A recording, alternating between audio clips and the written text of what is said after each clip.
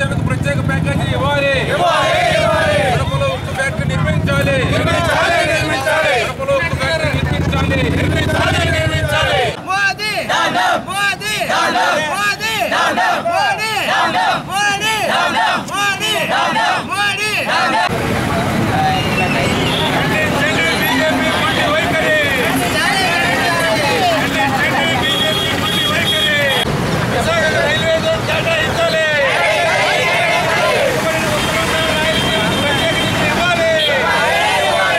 మీరు గమనించి మీరు నిజమైనటువంటి చిత్తశుద్ధి కానీ ఉంటే ఈ రాష్ట్ర మంత్రులు కానీ అలాగే మన రాష్ట్రం నుంచి వెళ్ళినటువంటి ఎంపీలు కానీ మీరు రాజీనామా చేయించి మీ యొక్క చిత్తశుద్ధి మీరు నిజంగా నిరూపించుకోమని చెప్పి మీకు నేను సవాలు చెప్తూ మీకు ఒకే ఒక్క విన్నపం చేస్తున్నా.